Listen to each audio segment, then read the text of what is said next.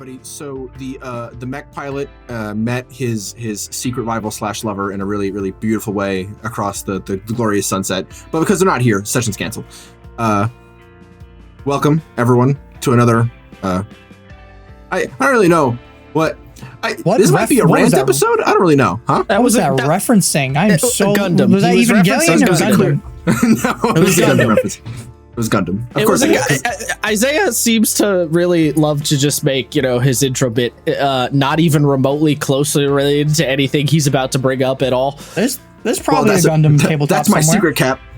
Gundam is the reason why I wanted to talk about this episode. Okay, all right, so it's at least tangentially related. It is at least tangentially related, and you know what? It's a damn good fucking tangent if I do say so my goddamn self.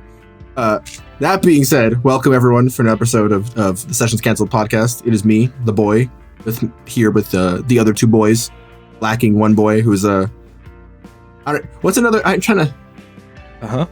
He's I don't know. Sam got turned to steam broccoli by Shirako at the end because he hit him with a plane. It is what it is. What the fuck? This is the thing that happened at the end of the second series. Yeah. What? Yeah, no, don't worry. I'll get into it. It's good. It's a good time. Don't worry. So, all right, y'all. So today, or not today, but this week, I was thinking to my think pan. I finished the series Zeta Gundam. Your think what? My think pan. My mind palace. Mm-hmm. Think pan makes me think you're like sauteing your brain in like a skillet. Yeah. I might be. That's how thinking works. Yeah. Just cooking your brain to get ideas. This is your brain on drugs. When you fry when you fry your brain in a bran, right? When you fry like a steak, it gets smaller, so it scrunches up. It gets the wrinkles going. Yes. That's how that works. It also gets a little burnt, but we're not going to talk about that. Yeah, but like being burnt down is my like typical state of mind, so it's fine. We're all good. Anyway, this analogy got weird. Yeah. Okay. So everybody, pay attention. Gather around. So I finished Zeta Gundam this week, right? And I had me a think. I was thinking. They do something that I really wish other series do. When you end one series and then you begin the second series in like the same continuity, right? Where the new main character, whether they start off as like likable or the fucking worst. I'm looking at you, Camille. Oh, sorry, I didn't mean to curse. That's a GG. Or the worst, like Camille, but they slowly sort of come into their own and they become as good, almost as good, if not as good, if not slightly better than the previous protagonist in, skill or like ability or just her overall power level. You know what's funny? That's exactly what Dave Filoni said he did with Ahsoka. Because when Ahsoka first came out in Clone Wars, she was annoying. Everybody hated her. And then she had that one moment where she realized, I need to stop being a shithead. And then flipped her character 100 and everyone loves her now. Yeah. And she's like one of the most popular Star Wars characters. Honestly, it's you can see it happen in the span of one episode where she kind of just has this look back at my life and go, did I suck? Yeah. Oh, I suck, didn't I? Fuck. Am I the baddie? Yeah. So that literally happens for Camille in Zeta, where for the first time he sees someone who he like truly connects with. You find out this person's also a new type. It's the in-universe like weird psychic that gives you superpowers. And then she dies horribly. And he's like, wow, hi, everything sucks. I don't want to do this anymore. I don't want to suck. The thing that I really liked about Gundam, or that's this season of it, is that by the end, Camille is arguably a far better pilot than Amuro, who's the original series protagonist. And despite the fact that he's most likely a stronger, more powerful pilot, Amuro is still in the easy top 3, and you can still argue Amuro is the best technical pilot in all of Gundam's like UC continuity. It's just that Camille's superpowers give him the edge, right? And you also see this with... We're getting deep in this. Well, so this is kind of what I was thinking. They do... Amuro is in Zeta, right? So you can very much see the old generation with Amuro and Char being introduced to the new generation in Camille and Jared. And you can see that like the passing of the torch, right? Of like, you're the new generation. They literally say that. Which sort of brings us to what today's episode's about, and that's legacy. Jazz hands. And I just sort of thinking about how they had done the sort of idea of legacy in, I don't remember when Zeta came out, 40-ish years ago, and how I wish we could see more of that kind of legacy today. I'm what? Where are we going with this? Today is sort of like Isaiah either ranting about bad examples of passing on of the torch in another series, maybe some ideas on how to do it well, what distinguishes the two, because that's really the crux of all this, right? Like, what makes one suck and one amazing. And are you talking about trying to do this in a campaign, or like? Well, I'm making the argument that even if it's not direct legacy, most TTRPGs follow some level of legacy, specifically the fantasy ones. Because they kind of have to in some regard, right? I'm a little lost in the sauce right now, I'm gonna be honest. How so? How are you confused? Allow me to illuminate you. I am confused on what our connector point is here from point A to B. Like, I get you're referring to sort of passing from one main character to another, and that technique, I guess. But then you lost me after that one. Well, so in like the simplest of terms, if you think about like typical D&D high fantasy, right? Usually your players start off as like literal nobodies, shit kickers who just kind of go around and do jobs, and they slowly rise themselves as they gain levels and they become more notorious and popular and they get more money and more powerful, and eventually they start playing with the big boys, the kings, the lords, the deities of the campaign, and a lot of them either take their place, surpass them, rise to their level, and that couldn't happen. Or, you couldn't have like an era of either peace or struggle without someone before you to have set that standard, right? On pretty much every level, starting D&D characters are really standing on the shoulders of giants. And by the end, whether it be through killing them, having the torch passed to you, or just being like, lol, I do it myself, the torch is passed on to you. Right, like your D&D characters find legendary items from a forgotten age. They're given rank by like superiors. They make money to rise to like the aristocracy.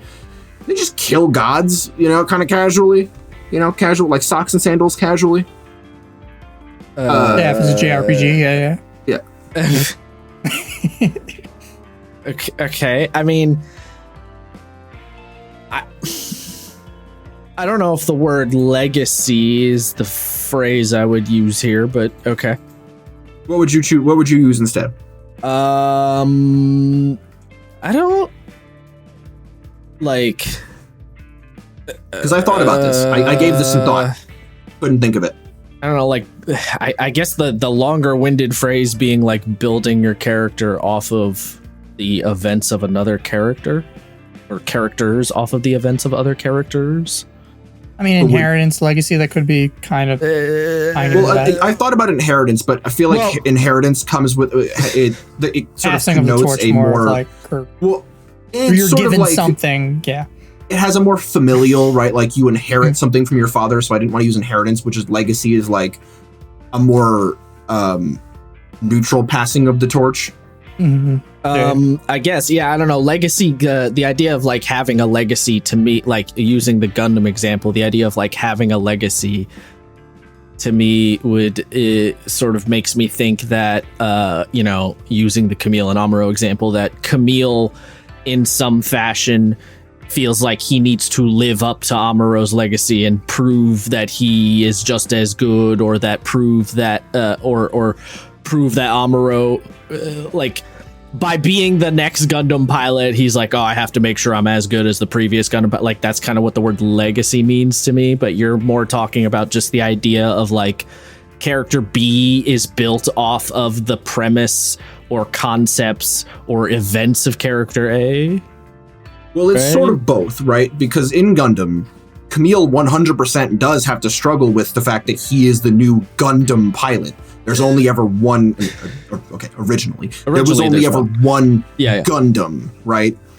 And Amuro Ray is always the hero of the 1 year war. So the fact that Camille is using the newer Gundam, he is the main character. He's sort of the center of all of the events going on. And he literally knows Amuro. Amuro is giving him this sort of sage advice on how to not fall into the same pitfalls he is. Yeah, in terms of, yes, that works for your Gundam example. I think what you were describing though in the tabletop sense is not quite the same. Unless you frame it. I mean, it depends on how you frame it, I suppose. Because, like, it is true that pretty much every fantasy game has a certain, like, post-apocalyptic assumption to it to some degree, in that you are finding and or utilizing, you know, ancient weapons or technology or information that came before you. That's definitely a thing in pretty much every fantasy thing ever. But I don't know, like, are your D&D heroes trying to live up to the legacy of, like, the ancient empire that made the cool sword they just stole? Not necessarily, you know what I mean? Not directly, but they do very much indirectly, right? If your paladin's whole thing is, I wish to become a hero of the age, well, the only reason why you'd want to become a hero of the age is because you know what the hero of the previous age did, right? You're sort of like the inspiration to become a hero comes from someone who is either a hero or a straight up villain, right? It's either something to aspire towards or something to fight against. I feel like I could come up with scenarios where that's not necessarily the case, but okay.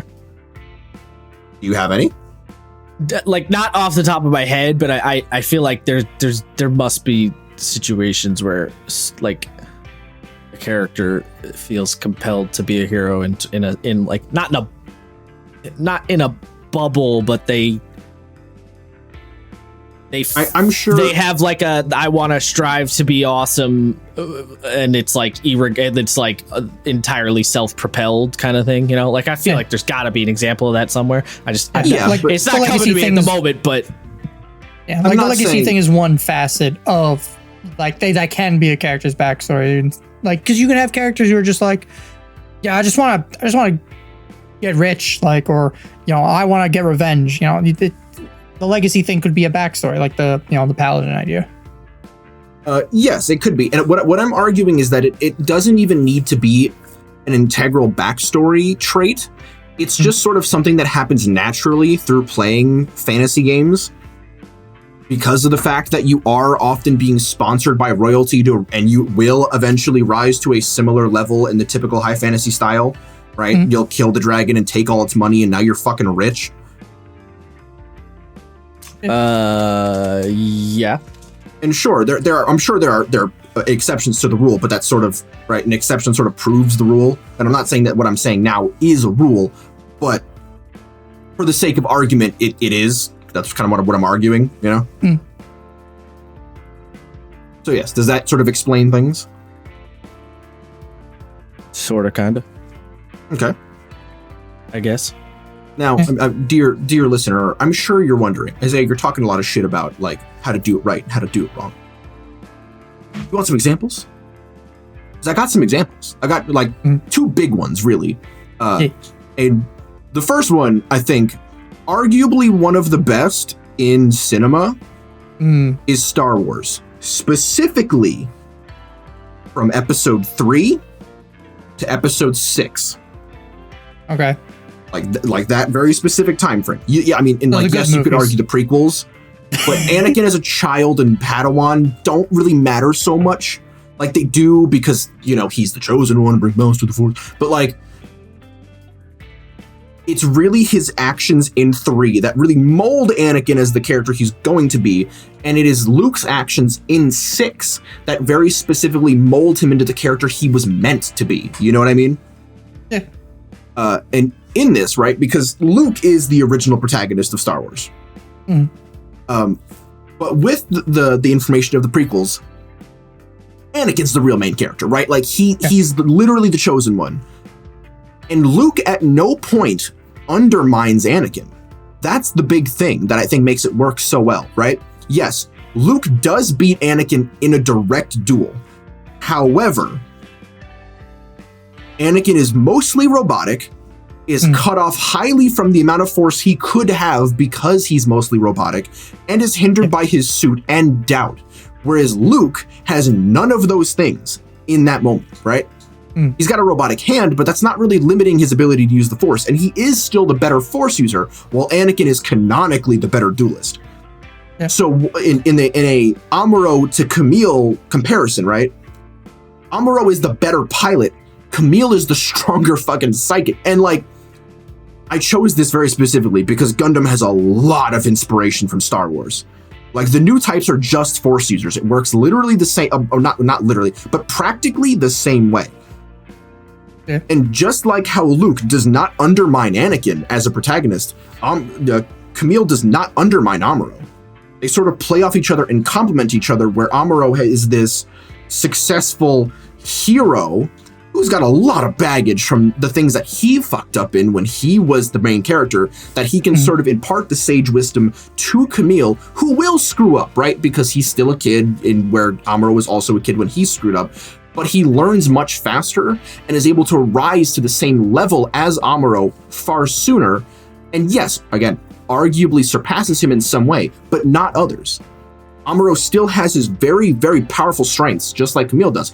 Just like how Luke, again, the better Force user, is arguably a far worse duelist. I mean, if you also think about it, up until episode 6, Luke was told he was the chosen one. And it wasn't until he got his ass handed to him and eventually realized in episode 6, he was like, no, wait, I'm actually not supposed to be. I think it's even in the duel with Vader, where he's like, wait, I'm not supposed to be the one that kills the Sith. Oh, I'm screwing up. And then, spoiler for a 30-year-old movie, Vader kills Palpatine. Yes. And actually, 50-year-old movie. Fuck. And in doing that, right? Luke helps Anakin. They sort of become co-protagonists and bring balance to the Force together. So this, like, right, the legacy has assisted the older generation while enforcing the new one, and like a perfect synchronicity. That's like perfect passing on of the torch. You've paid just the perfect amount of honor to what came before, and you're exciting people for what comes after. Now you might be asking yourself, what's the bad example? It's Naruto. Because of course it is, right? It has to be. Not what I was thinking, but okay. What were you thinking? I'm just curious. For a bad example, I don't know if I had a bad example. I was going to say a bad example could be trying to recreate like the movie in your tabletop game, like verbatim. I think Isaiah just means a bad example of the legacy part. Oh, just the idea in general? Yes. I mean, I can't think of a specific example, but I will say I think generally anytime it's done badly is if the follow-up character, the character who takes over as the new main character, if they're just sort of like a weird copy and do the exact same process as the previous character, that's usually where it gets bad. Boruto, like Boruto, yeah, I suppose, in a lot of ways. Yeah.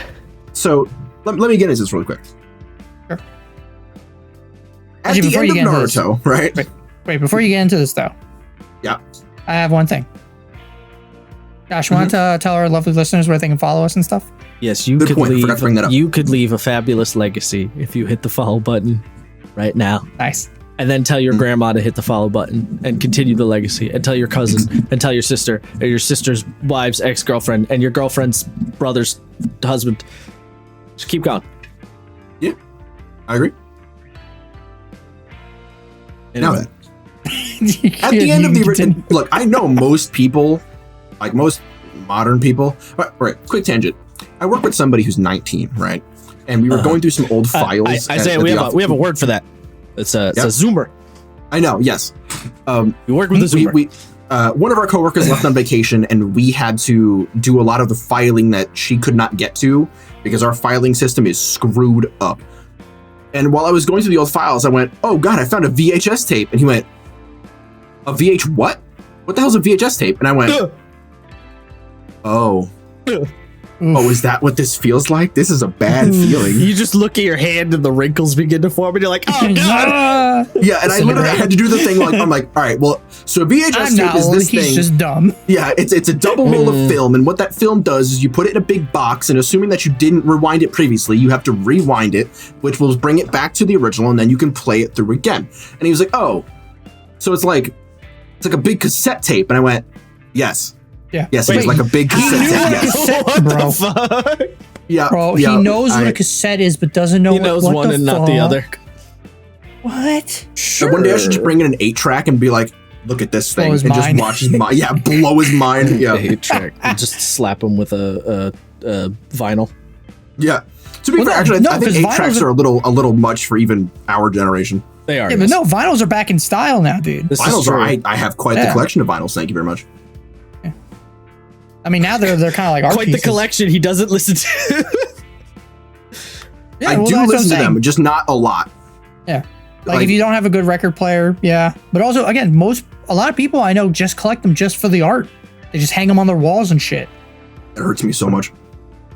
Yeah, I mean, they do try and make them also to be like art pieces. Like, I forgot what metal band did this, but they made there's like almost a see-through white material with a bunch of like red blood splattered all over the record. Oh Nice. yeah, so I have the Transistor vinyls from the Supergiant game Transistor, and my lord, they're gorgeous. They're just like a beautiful white color, and all of the like transistor triangle symbols they're like the center of the vinyl, and it doesn't actually tell you what songs are on what. You have to look at the vinyl art, like the cover art, and each page is a different color, so you have to coordinate the color with the side of the vinyl to tell you what songs are on it. And if you're colorblind, you are again owned royally, Brett.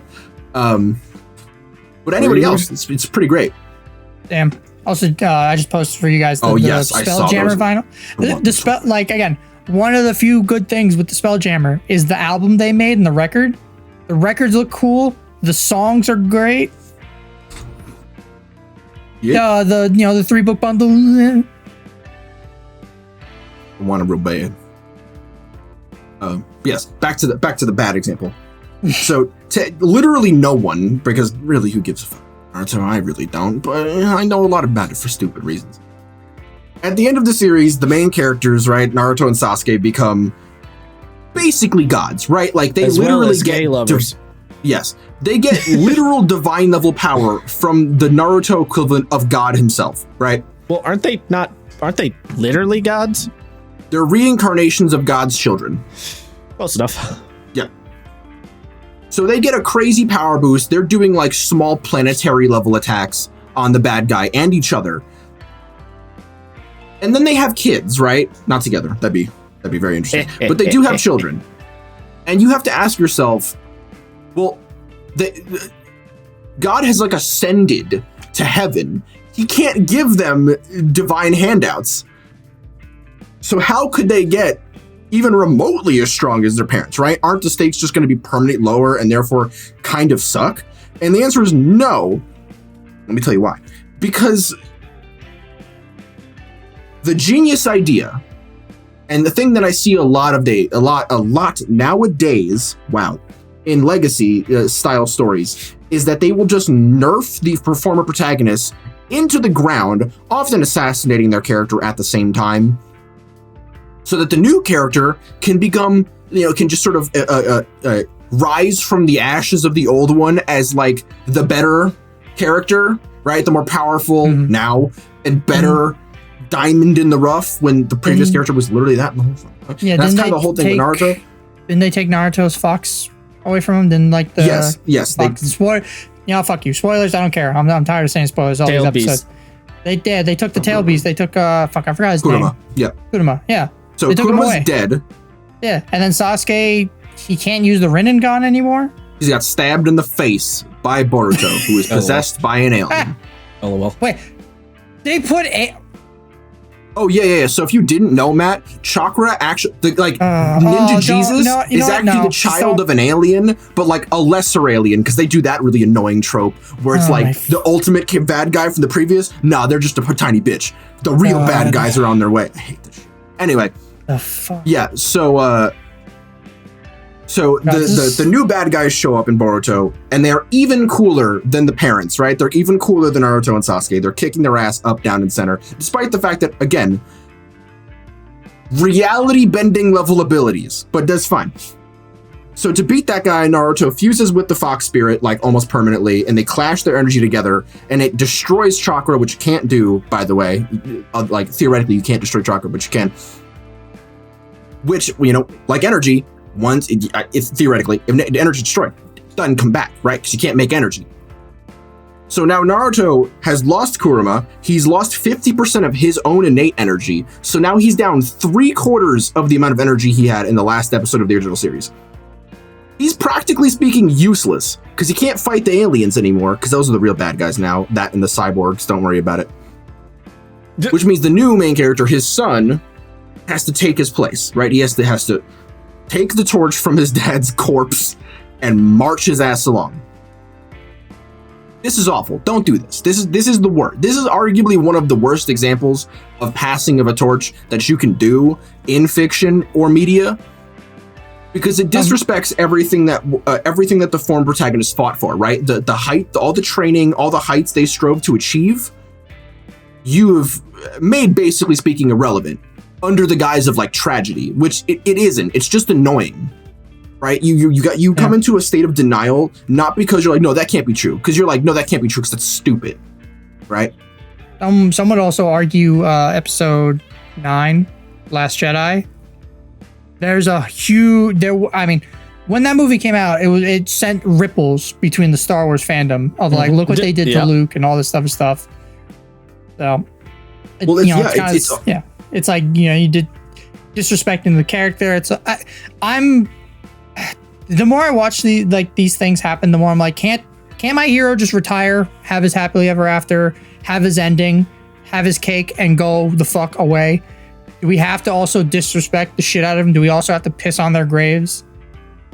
Can't we just have the characters have their ending?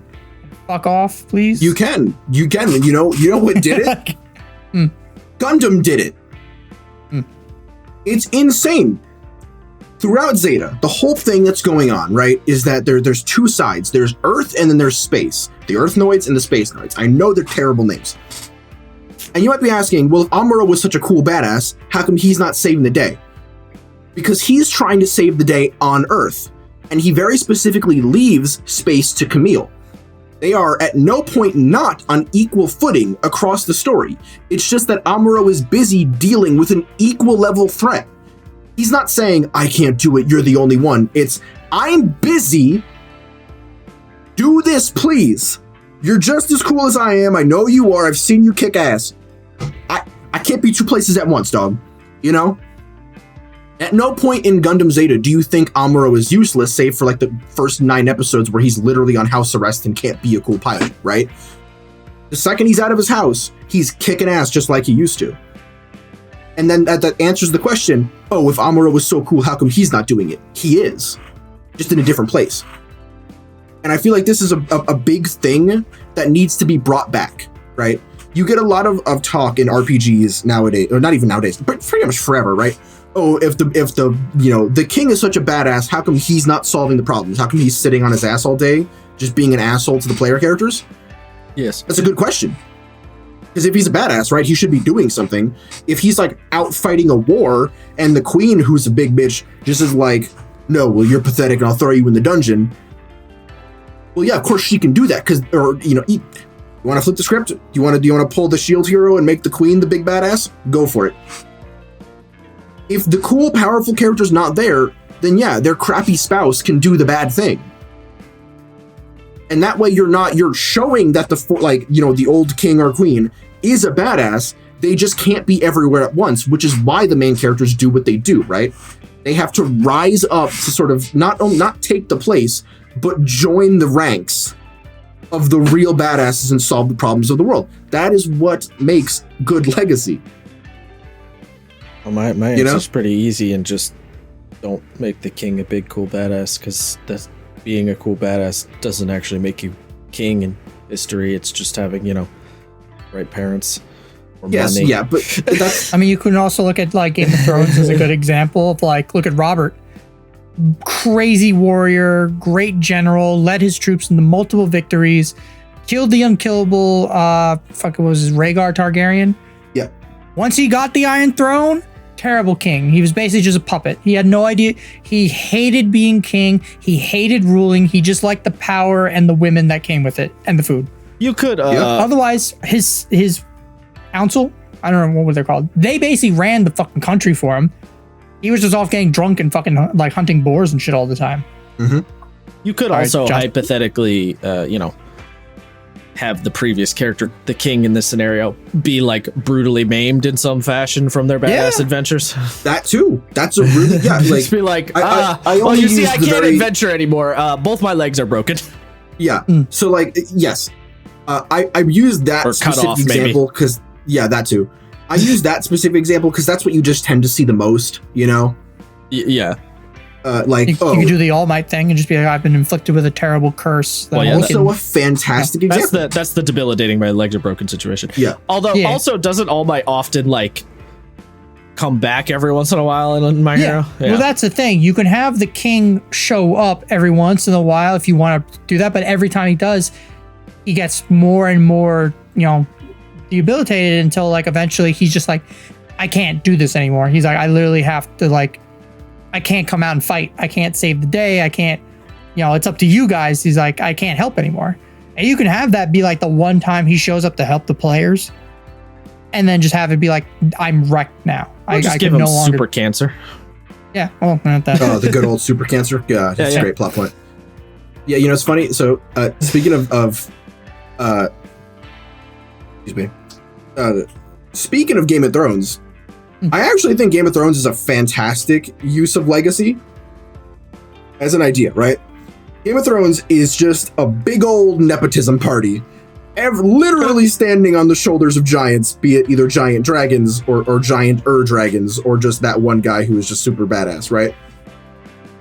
But they make it very clear, like very, very clear, that the reason why the main characters of Game of Thrones are just not as cool as their parents is simply just because it was a different time, right? Well, that's that whole argument of when times are hard, you get crazy motherfuckers, and when times are easier, the children of those people who did all the crazy shit are not going to be as cool as their parents were because there's nothing pushing them to do so. It's that, and I think the big thing for me that I picked up on in Game of Thrones, right, is that the politics were much simpler. You had the Targaryens, who were the big bad guys, and everybody else against them. Yeah. There was a very simple goal. Kill Rhaegar Targaryen, and then we're free. But once he's gone, then the politics come in, right? Then you have people being like, well, I should be in charge, and then I should be in charge, and then I should be in charge. And because of that, right, there's no need for the direct physical contact or conflict. All the characters in Game of Thrones are just, if you want to talk about like power leveling, arguably just less powerful than their predecessors, but a lot of them are far smarter. I will take your word for it. Hashtag for Game Bowl. Hashtag never seen this show, so I mean, the game will never forget what they took from us. I mean, it's funny because that's basically how. Have you seen House of Dragons at all, Isaiah? I have not. No. It is basically how, I won't spoil it too much, but basically the ruler dies, and it sets up now all like the whole show is basically just one giant build. It's building to the players of the Game of Thrones, the House of Dragons, whatever. Mm-hmm. It's building to the next events and all the different political houses going up against each other. But now all the houses have fucking dragons. And that's basically by the end of the show, you know who the players are, you know who they hate, who they're going to go after first, who's the bigger threat. And you don't know exactly how it's going to go, but it's like, okay, now I see where the board pieces are being placed. Mm-hmm. So, yeah. Also, I know the few people who are like really into Game of Thrones. Yes. I know that Tywin Lannister was basically still the smartest person in the show. Yes, I know. He's sort of the outlier there, him and Littlefinger, right? their whole thing from the get-go is we're schemers. That's why they lived as long as they did. Whereas the muscle, like Aegon and Ned and Robert died really early. Their strength is what made them powerful, but it's also what killed them super fast. Tywin was a good fighter, but was a genius. He was, big mover, big plotter, schemer. Yeah, he was a mover and shaker. And again, him and Littlefinger are sort of the outliers, which proves the rule. Yeah.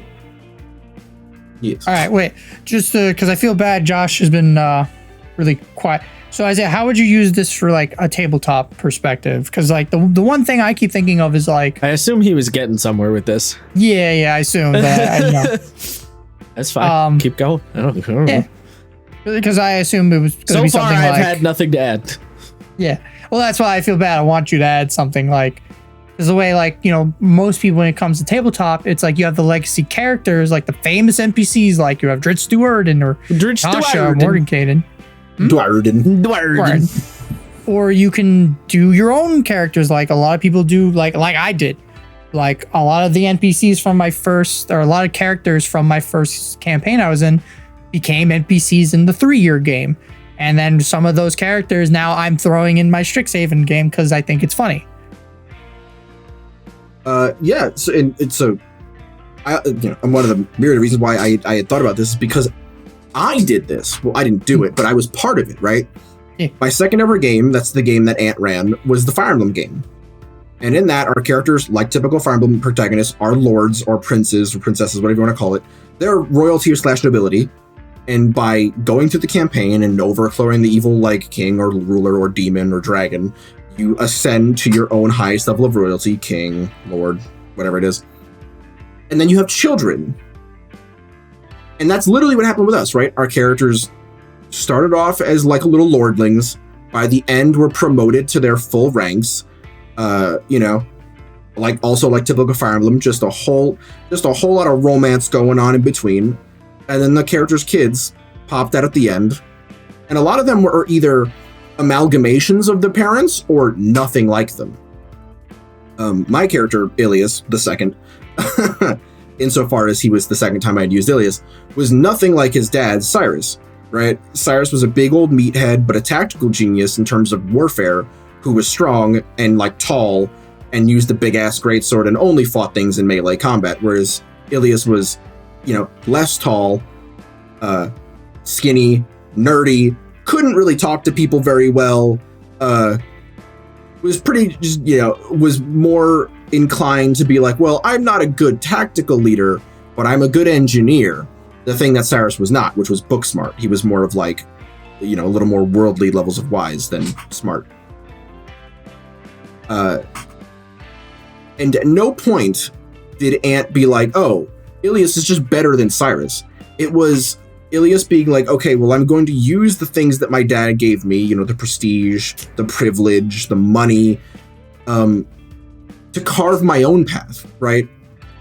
The way my dad did things was great. They work fine. They're totally doable. But that's just not the way that I want to do them. That's not to say that he's wrong. He did fuck up a lot, but he's not a bad guy. He's just of a different mindset. And Ant and I worked really hard to do that and not make Cyrus just a piece of crap, because he was, right? Like one of the big things I have here is a few do's and do nots. The first do not is do not undermine the former generation when you're running a game. Don't do it. That seems to be your main beef with the whole thing. Yeah, and to specify, you can chastise them for their faults, right? If one of the big cruxes of Star Wars, right, the sequel series, was rather than Luke just throwing his morals out the window, what if, right, in Luke's like desire to show that everyone can be good, and Ben Solo was actually evil, Luke's refusal to give up on him is what got all of his other students killed, right? Obviously, Luke is a little too naive for his own good in this instance. He failed because he believed so hard in his principles, or not really principles, his ideals. You can chastise Luke for that, you can say, hey man, you really, despite the fact that you're probably in your late 30s, are really naive. You should not be falling for this crap anymore. But you did, but you ultimately did what you did because you believed in it. That's admirable. You screwed up, but you're admirable. That would be the perfect way to have done that. Whereas in episode 8, as it stands, and what you think about episode 8, I really couldn't give less of a crap about. It's not really the point. Isaiah, or not? Isaiah's just saying that because he doesn't want me to go off. I mean, well, no, you can't, because I do know, because I saw the episode 8 with Josh. Correct. And like, I don't know, I think over the years, my take on my whole take on the new Star Wars movie is not positive. But I don't know if Josh, I know you have a different. Well, I think episode 9 is unbelievable garbage, but no, I do like Last Jedi. I think there's a lot to Last Jedi, and I think some of the hate is somewhat unwarranted, but also people think that Luke's legacy got shit on, and that I will say I don't know if Han got treated particularly well in terms of like the legacy main characters. But I don't think Luke and Leia got treated as badly as everyone makes it sound. I think Leia got treated. It's weird because even though she didn't get as much screen time as Luke, because technically Luke got most of episode 8. Well, I think she got treated probably the best out of the 3. Probably, except for the one, the vacuum fucking weird Superman scene. Well, the thing is that was going somewhere, and we lost wherever that was going because Carrie Fisher passed away. So like, you can't really like, you could judge the scene in and of itself, but it was potentially going somewhere. Right. But like, but it's also a bunch of outside things that we know as fans and hearing from people inside the studio, from the actors to directors to all this stuff. Well, that there's also some old hint Leia might be force sensitive from some old books and shit too. Well, I'm not just talking about that. I'm not talking about just in general, like the shitting on, I don't want to say shitting, but like the mistreatment of legacy characters. Like, for fuck's sake, we never got the old band together at all in the sequel. Yeah, that movies. was weird. And that is a gigantic crime. And now we'll never be able to do that. Yeah. Yeah. Sorry. No, you're good. You're good. Yes, partially, Josh, it was because you do like that movie, but also it is the most controversial of the sequel series. So just putting a disclaimer is sort of good, carte blanche. Well, you could have put a little bit of a less aggressive disclaimer. I mean, I could have, but I do genuinely not really care if people dislike or like that movie. That's not really the point of the argument. It's more of the direct undermining of a point. And you can make the argument that yes, Luke actually wasn't undermined. He did what all people do, which is eventually fumble. Absolutely true. Yes. But I think the way they did it was unsuccessful. Yeah. And now the only reason why I didn't bring up Star Wars is because I already brought up Star Wars once, and I thought a double example would probably be a little weird. I mean, it's such a good fucking example, though, and you have multiple movies to like base it off of like, here's how they did it well, here's how they did it bad. I mean, I think actually, of like another. All right. No, go for it. No, you're good. I was gonna say how I guess because thinking of Legacy, and then me and Sam talking about it a couple weeks ago. JoJo's is a pretty cool example of a legacy thing of connecting the family. Each one of the JoJo's is completely different and unique to the other. And it's somewhat of a kind of not exactly a passing of the torch, but like, Jotaro is the ultimate legacy character, if you want to say, throughout the show, because he's in multiple series. They bring Polnareff back for like one series. Effects of the one specific Joestar family line have huge consequences for later on. True. That was an interesting pronunciation of Polnareff. Polnareff? No, you said Polnareff. Oh, did I say Polnareff? Yeah. Oh, weird. You said it weird. I don't know. Yeah, you said it very strange way. I don't know why I said it that way. Jean-Pierre Polnareff. I think JoJo is both a very good and, in some instances, very bad example of legacy. Joseph? Yeah, it's Joseph, right? Mm-hmm. Joseph, in part 2, does exactly what I want.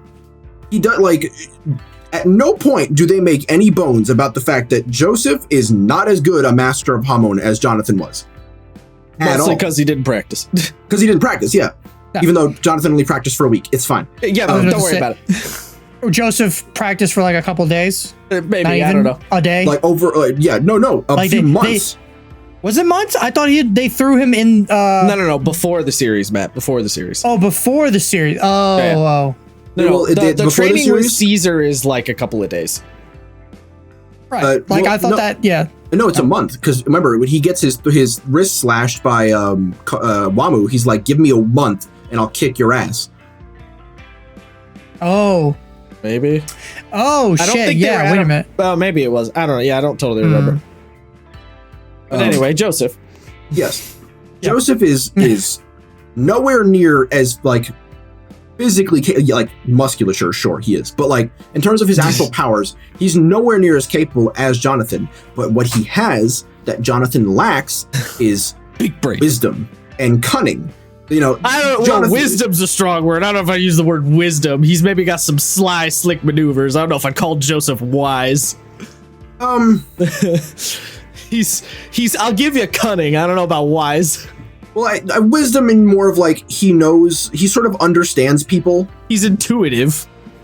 Yeah, I think a lot of that comes from like knowing people, having spoken to people. He has street smarts. Yeah, I guess.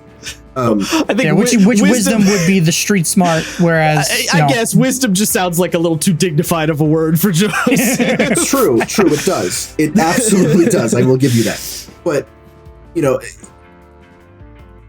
would you argue that Joseph is stronger than Jonathan? I wouldn't. By the end, maybe. I think by the end, yes. By the end, maybe, but hard to say. I'm sure, maybe. But it's not definitive, like, oh no, Jonathan's just worthless compared to Joseph. That's not true. No. I mean, hypothetically, if Jonathan was present, he could have, also helped fight the Pillarmen. It's not right. Particularly because Lisa proves that had Jonathan been keeping up with his training, yeah, he probably could have been there beating ass too. So ship exploded and burned down. Yeah, little things. Yeah, just decapitated by a vampire man. Vampire stole his body, that whole thing. Yeah, just casual murder, just like casual Hawaiian shirt at the office murder. I have the mental image of Dio in the Hawaiian shirt. Yes, perfect. However, you thought it was Casual Friday, but it was me, Dio. However, in part 3 and 4, the Joseph we get is not part 2 Joseph. Well, he's not even close. Hold on. I'll give you part 4. I don't want to say part 3 isn't Joseph, because I do still feel I'm not in the camp that I feel like part 3 Joseph is I know some people are like it's a completely different character. I don't think that's the case. I think what Araki was trying to do with Joseph in part 3 was show that he has changed, and he's not like a flawless human being. He's changed over the years. He didn't keep up with the Hamon practice. He was maybe not a great dad. He had some issues. He is, even though he's even though he's a main character, he's not the main fighter. He's not the main guy anymore. And yeah, he has the couple of fights. Yeah, but now it's like, all right, it's time for my grandson to fucking take my place. I think I can't do this. I think the idea is he's the same character, but he's gone through some pretty big changes over the years. He's a different kind of person. Now, was the execution great? It's a little shaky on part 3. Part 4 genuinely feels like a totally different character. But I guess you could maybe make the argument that part 4 Joseph is the one that learned from the events of part 3 and is trying to get his shit together, hence the adopting of the baby and shit. But true, it's like he also had dementia, so it's like kind of. He also just kind of. I will say, side note, he's kind of out of it. I do remember the one scene in part 4 that was really weird, but did feel like the only Joseph moment that I can really think of was when the Invisible Baby episode, when he cut his wrist so the blood would fill the water. And Josuke was like, "What are you doing?" And he's like, "I wanted to be cool." I was like, "All right, that was that was in character." Yeah. So for me, the reason why I feel like part 3 Joseph does not feel like part 2 Joseph is, sure, is he not as capable as he used to be? Yes. Has he sort of taken some personality traits that are a little problematic compared to what he used to be? Yes, although arguably he used to be friends with Nazis, so like, yeah. This is true. He was. The big thing is that Joseph lost almost all of his cunning.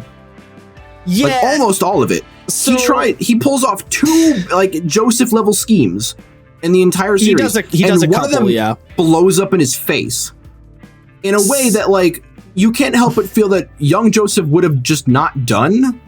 I think I think the problem that the reason Joseph feels like he lost that like he I mean the whole joke in part 2, right, is I know what you're about to say, and then the bad guy says it and they're like, wait, what the fuck?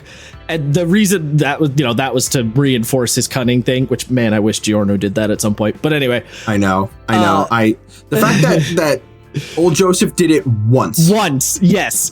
Well, so what so what I was gonna say is I think what happened with Joseph is the reason he feels like he lost a lot of that aspect of his character is because he's such a secondary character in part 3 that more time needed to be given to Jotaro. So we sort of like the idea is like, yeah, the cunning's still there, it's just we're not seeing it as much. However, the problem really comes into not Joseph's character, but Jotaro's character, because Jotaro is too goddamn smart and too goddamn powerful that he does kind of make everyone else feel a little like, what are we doing here? Yes, a little bit.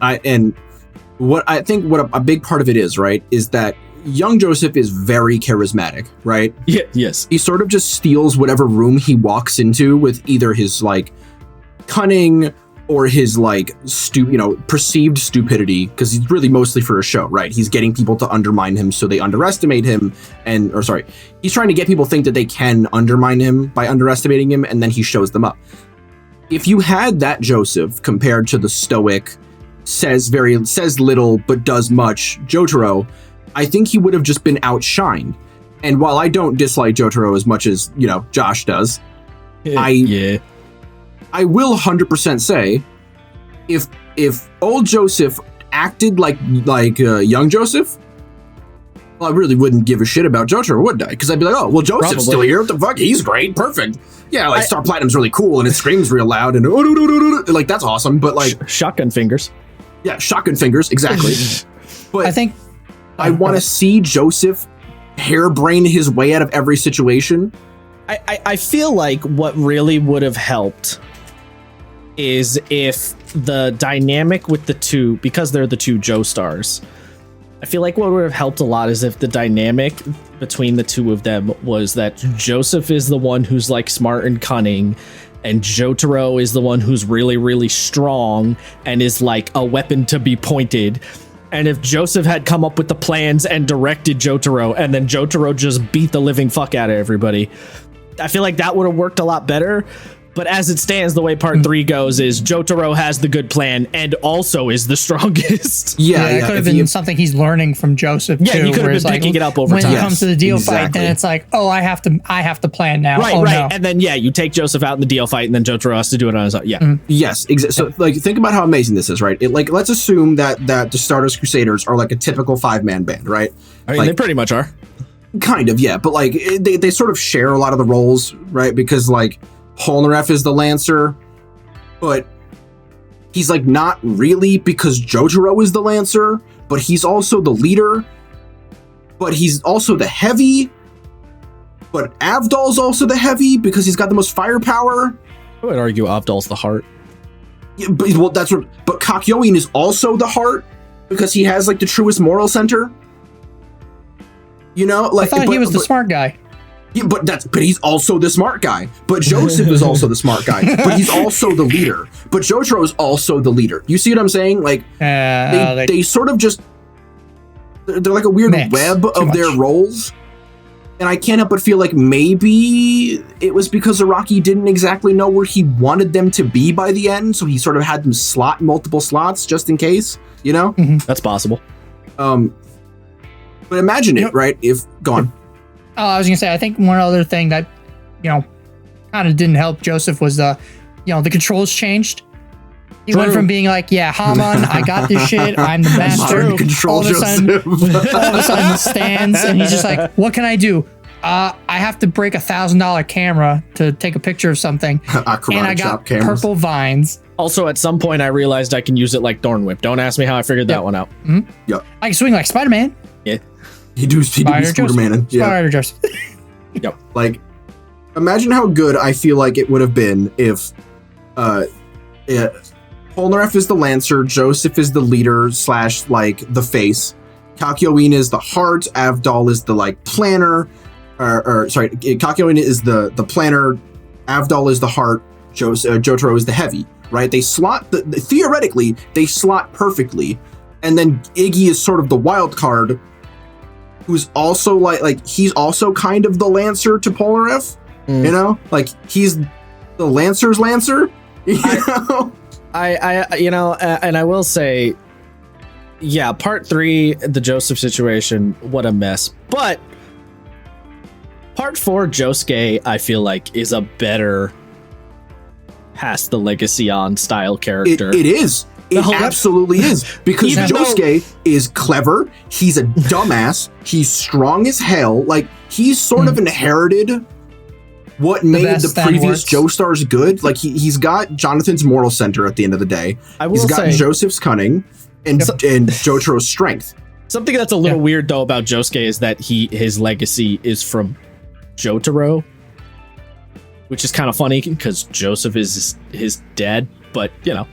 Yes, it is, but you can clearly see he's like gotten Joseph's cunning, because Jotaro's cunning is like, the Jotaro's plans are complex, but they're pretty austere, right? I'm gonna put the cards on the table and I'm just gonna bullshit my way through this poker game. Whereas like Joseph would have used his sunglasses that he put on the other side of the bar before the thing started, and he would have put like he would have put thread from his scarf that led under the table, and he would have manipulated it to look at the back of the cards. Like, you'd be playing 4D chess with the. He would be, yeah. Whereas, Josuke is sort of at a middle, right? Like, let's say he flicks a piece of glass that's reflective enough that he looks at the glass in that moment and then brings the glass back to the thing, and that's what makes it look like he's not, he's sort of mixing together. And yet Josuke plans around his stand quite a lot.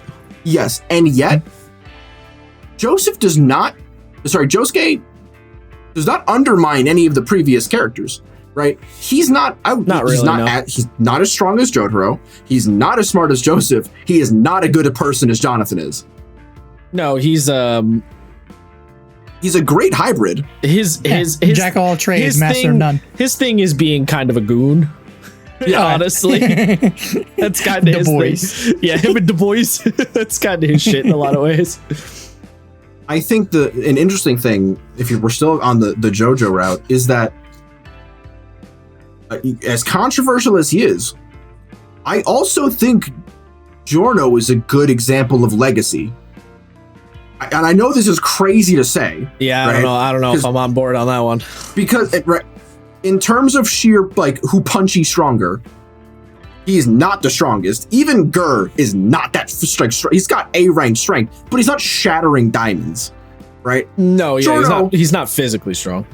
Not particularly charismatic. Like, he's charismatic for a normal guy. That's why Passione likes him. But throw Joseph at Passione, he's running that mob in 2 days. True. He's Giorno's not.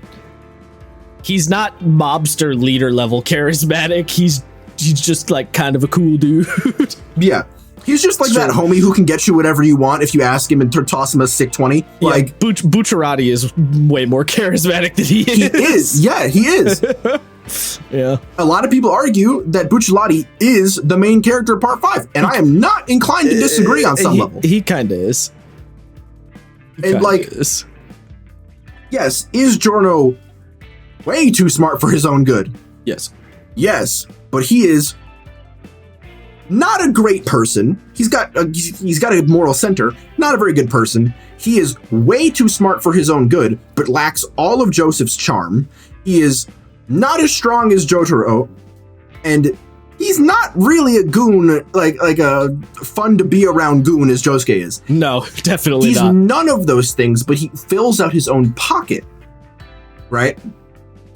And it goes even farther, because I know you haven't seen part 6, but Jolene also solves her own pocket, because she is, again, not as good a person as Jonathan, not as smart as Joseph, not as strong as Jotaro, not at the same level of goon as Josuke, and not as overpowered busted as Giorno is, right?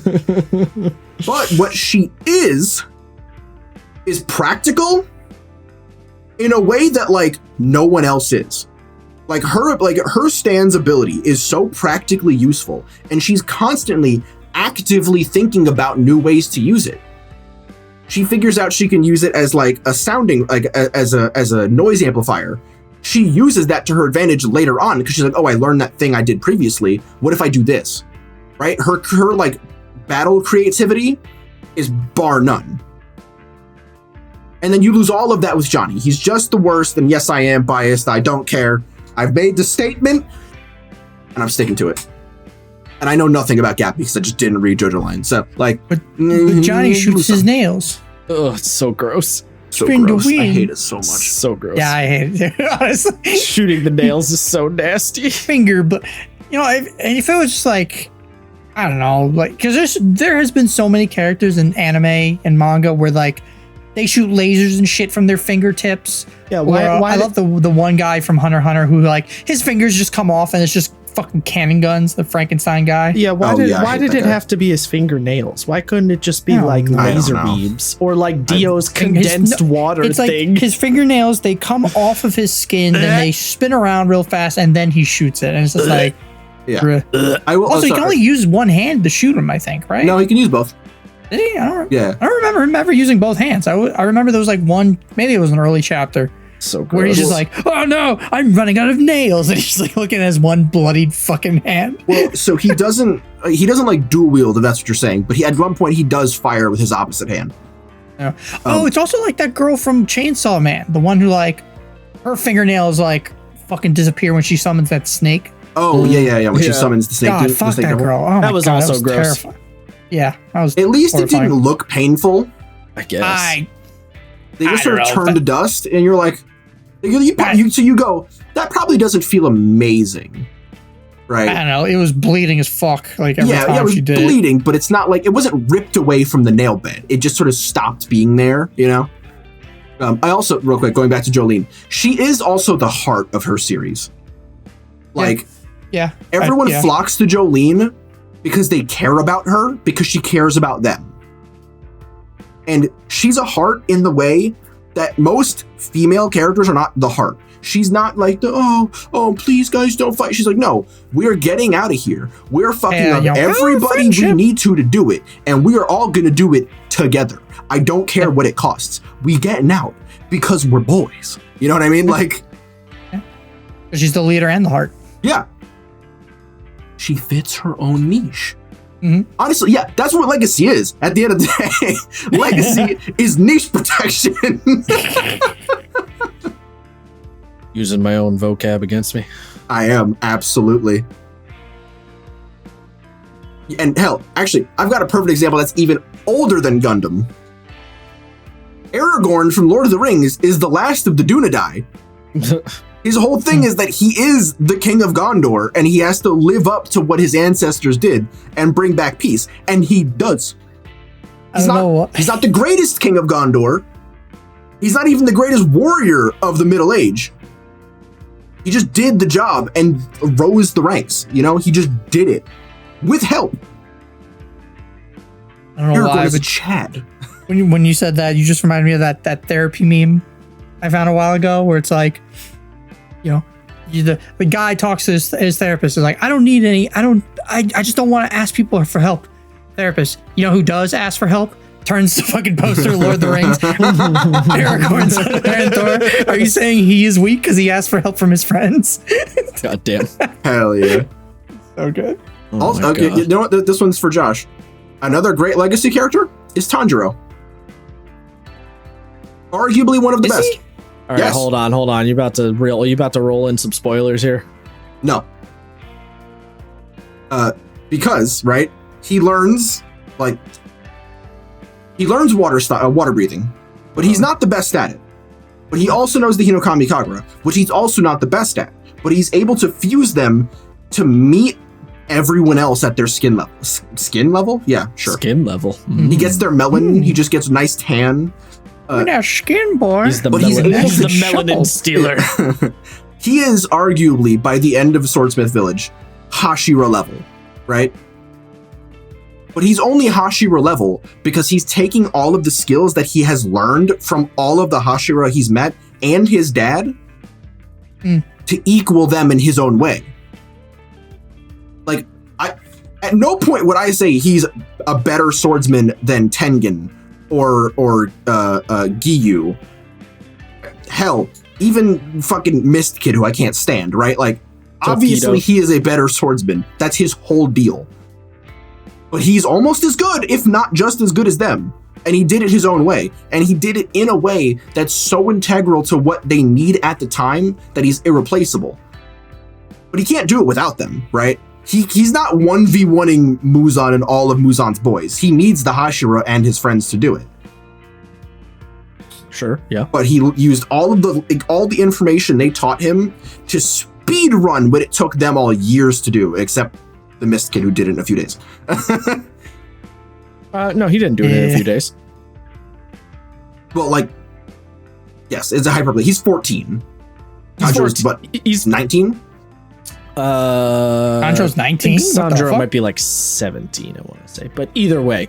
17? Tokido did train quite a lot because he got picked up really, really young. Well, yeah, because true. I Yes. mean, When his whole, his family situation. Happened, he was 10 when he got hired onto the Corps. I think he was younger brought than into 10. the Corps. Yeah, wasn't he 10? I think he was younger than that. He was young. He? I thought. He was real. Point being, he was very young, and he had a bunch of Yeah. training prior to when you see him on screen. Yes, but he is also a natural prodigy. Like, they make that pretty clear. Oh yeah, yes. Whereas Tanjiro, not a prodigy, actually struggles a lot. No. Yeah. Tanjiro, not particularly good at any one thing. Yeah. Other than smelling. He smelled real good. He do have the good sniffer. Yeah. Yeah. And like, you could argue, like, oh, who's passing the torch to him? Everybody. The biggest one is, in my opinion, is Orokodaki, his teacher. Right? Well, they made it really obvious with Rengoku in the Mugen Train arc. That too. That was very literal. Yeah, I mean, that's I'll change my answer to that. Like, well, because it is, right? Like, the set your heart ablaze. Tanjiro's timidity is one of the things that, like, held him back the most. And Rengoku just saying to him, "Don't you just want to go ape shit?" He said, is kind of what broke him out of that. Said, "Hey, yo, bro, go ballistic. Yeah. Go buck wild." It's about to go buck wild. And Tanjiro said, "Shit, bro, you're right. That's cool." Yeah. I've sort of jumped around to my notes, so it's a little scattered. I'm trying to think. Yeah. I mean, I guess one of the big do nots, right? Don't kill off the previous generation just to for the sole reason of justifying the new one. I guarantee you, most people would just prefer the old generation because there's less work and having to, you've already seen a character go through their arc, and then that character's gone, and you're like, but you get this new blank slate. And people are like, but that was good. I had what I wanted. What I don't want any. What is this? What am I looking at? Trash. That's what I'm looking at. I want that one back. You know what I mean? Yeah. Unless it really propels the story forward with Game of Thrones again as an example. Ned Stark had to die for the rest of the show to go on. Yes, he did, but his death was not to justify Jon Snow becoming being a badass. His death sort of existed to show his children, who for the most part were spoiled little brats, that the world is not as nice as they thought it was up in Winterfell. It was sort of their dose of reality. And so, yes, his death did, propel the plot forward, but it was not done to justify them because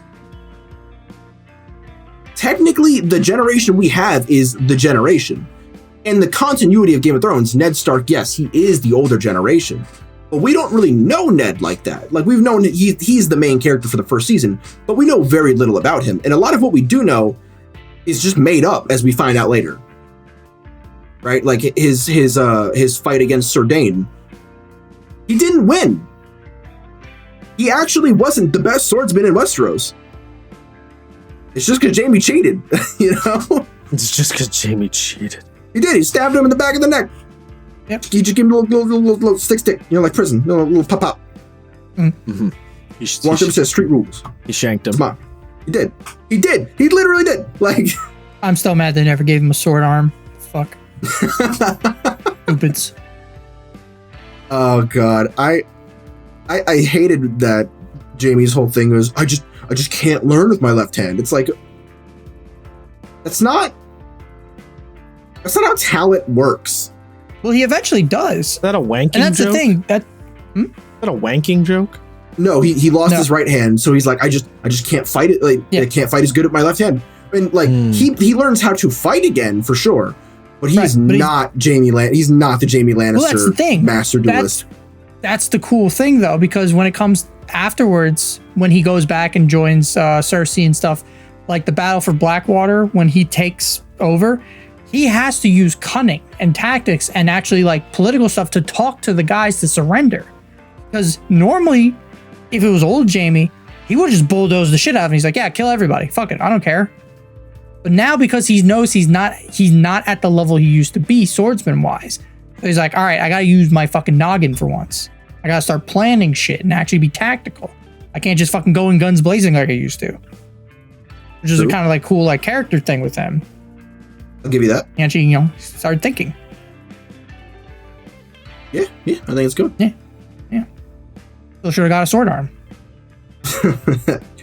Yes, I agree. I'm sensing Matt has a certain proclivity about this. There's a lot of Game of Thrones shit that's out there that I wish would have happened. Yeah. Sure. Yeah. I have no skin in this game. Yeah. I don't know, because I haven't gotten to it in my fucking campaign retelling with you guys, but at one point, basically at the end of my campaign, I had the old party show up to help the players. And I made them all NPCs. They were all higher level, not higher level than the players, but like, they were all pretty high level. And the players that were in the game from the old campaign were like, oh shit, this is sick. These are all the guys. This is great. I can't wait. And my original plan in my notes, they were going to die. I was going to kill them off to show how powerful the big bad guy was. But then this was also, and I'll get into this is also super stressed out and burnt the fuck out Matt. And eventually I just said, nah, that doesn't feel good. So I just didn't do it. Me as a person, I agree with that decision. Yeah. Now looking back, I'm like, thank God burnt out Matt had like, 2 brain celled nickels left to fucking rub to realize that was a good thing. You don't have to tell me if you did or didn't do this, but like, if I was confronted with the same thing, probably what I would have done in that situation is sort of make it a mutually assured thing, right? Like, let's say the leader of your old group shows up and like does real well, and like he holds his own for a while, and he deals a really like damaging blow. But then he gets either like his arm chopped off or he gets put out of commission. And then the next like legacy character shows up and then does his 2 cents and cripples the bad guy further. Yeah. But he also gets put out of commission. And he just sort of runs the gauntlet, or they run the gauntlet on him until he's like so damaged that he has to run away, which facilitates him to come back later as like the super powerful demon man because he replaced all his body parts with magic or demon energy or whatever the fuck. Right. So now he's like a super badass that he couldn't have been without the old like players beating his ass. Because originally, and I mentioned that I kind of had 2 big bad evil guys. I had the Overlord that I stole from Matt Colville, and then I had my own who was the big like basically not Tiamat thing. And the original idea was the players were going to go deal with the not Tiamat, while the other NPCs were going to go deal with the Overlord. And basically, I even wrote out a whole thing that my players were going to see of the Overlord just annihilating the NPCs. And Have you guys ever watched the Netflix Punisher show? I have not. No, There's a scene unfortunately. where the bad guy does this thing where he's like an army vet, kind of goes crazy. He takes a disabled guy, takes his like prosthetic leg and beats him with it, knocks him unconscious. And one of the legacy characters had a prosthetic arm. And basically one of the things I was going to do was basically have the bad guy rip the fucking arm off and then just do the same thing from the Punisher show and just beat the character to death, which would have the initial goal I was going to try to do was I want to piss my players off. I want them to hate this guy. But then again, I'm thinking back, it's like that might have been a little pushing it too much just to get that reaction. So yeah, I didn't do it. That would have been what I do not kill them off in a stupid way to justify the next generation. You did it. You did it, Matt. You overcame. I mean, you didn't necessarily. Well, you could have done a similar thing without killing them. Right. Yeah, I could have. You could have had the bad guy fuck him up real bad, or something. I could have had him beat him up, but yeah. But like at the time, I thought it would have again, and I'm glad I didn't do it. At the time, I thought like beating him up wasn't going to be enough. And I had multiple ideas where it's like, oh, maybe he does kind of like the thing where it's like, oh, he beats the shit out of him, they're near death, and then kind of ties him up on like a bunch of like crosses and shit to show like players like, look, I did this. These are your boys? These guys? I tied them up and they beat the shit out of them. They're hanging from the tree right now? These guys? Nah. You can't do anything. It does depend, although, on how or like what the justification is for the old level 20 characters to have gotten their ass beat by the current villain. Yeah. You do have to kind of also come up with like a justification for the situation.